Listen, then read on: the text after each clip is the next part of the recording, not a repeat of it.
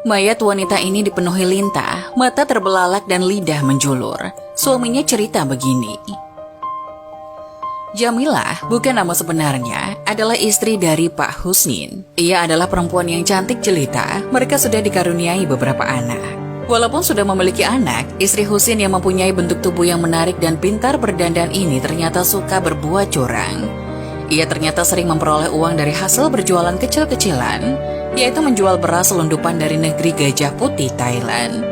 Ini dilakukannya untuk membantu suaminya yang hanya seorang petani. Saat itu, aktivitas penyelundupan beras tidak dikawal oleh pemerintah seperti saat ini, sehingga beberapa wanita ramai-ramai ikut berjualan beras selundupan dari Thailand. Husin, suami Jamilah yang telah berumur 50 tahun pun merestui pekerjaan istrinya. Husin juga terlihat tak selincah istrinya.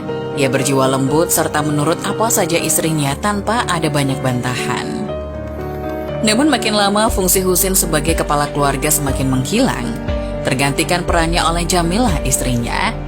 Jamilah mulai disibukkan dengan pekerjaannya. Ia keluar masuk rumah dan terkadang pulang sampai larut malam. Bahkan juga pernah tidak pulang untuk 1 atau 2 hari. Namun hal itu tidak dipermasalahkan oleh Husin. Husin yakin apa yang dikerjakan Jamilah itu hanyalah untuk mencari uang demi memenuhi kebutuhan keluarga. Banyak warga kampungnya yang ikut menjual beras selundupan Thailand tersebut, namun hanya sekedar untuk memenuhi kebutuhan hidup keluarga saja. Beda dengan Jamilah, ia sampai bisa membeli gelang serta kalung emas yang banyak seperti yang melekat pada tubuhnya. Orang-orang pun mulai ramai membicarakan kesuksesannya, hingga banyak yang ingin tahu bagaimana cara ia berbisnis sehingga bisa berhasil dan bisa membeli banyak perhiasan. Sejak saat itu banyak yang ingin tahu gerak-gerik Jamilah dalam bekerja. Hal ini tanpa diketahui oleh Jamilah sama sekali. Awal mula rahasia Jamilah terbongkar saat pihak imigran Thailand melakukan kontrol terhadap sembako. Beberapa orang tertangkap karena mencoba memasukkan beras selundupan asal Thailand termasuk yang ditangkap itu Jamilah. Tapi sesudah beberapa jam, Jamilah justru dilepaskan oleh pihak imigran Thailand dengan muka senyum beserta beras selundupannya yang juga berhasil dibawa ke Malaysia. Sedangkan orang lain yang tertangkap dengan terpaksa harus membayar denda yang begitu besar dan beras yang mereka selundupkan pun disita petugas. Sikap tak senang ditunjukkan para penyelundup lain. Mereka bertanya-tanya kenapa Jamilah bisa lepas sedangkan mereka mengalami nasib yang sebaliknya. Suatu hari baru mereka mengetahui rupanya Jamilah sudah memberi suap dengan pegawai bea cukai Thailand. Jamilah rela tidur dengan pegawai tersebut. Perbuatan itu bukanlah sekali 2 kali, bahkan juga sudah sering terjadi setiap saat agar bisa lolos dari tahanan bea cukai Thailand di perbatasan. Selang beberapa hari tersiar kabar bahwa Jamilah juga punya bisnis sambilan saat berada di Thailand. Ternyata Jamilah menjual dirinya sebagai pemuas birahi pria Thailand. Jadi wajar jika Jamilah bisa mendapatkan uang yang banyak dan membeli emas yang banyak.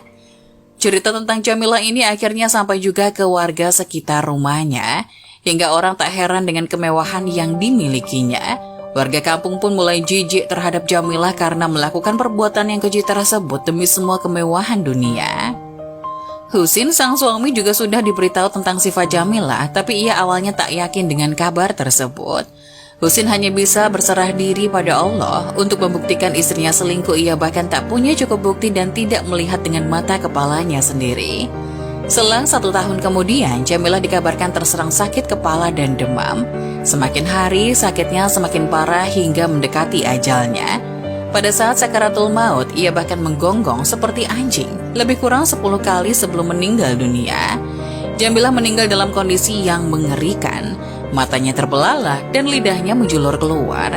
Tubuh Jamilah juga mengeluarkan bau tak sedap seperti bangkai, padahal baru beberapa jam ia meninggal. Sanak keluarga yang menyaksikannya pun ikut merasa aneh atas perilaku Jamilah yang menggonggong seperti anjing sebelum kematiannya.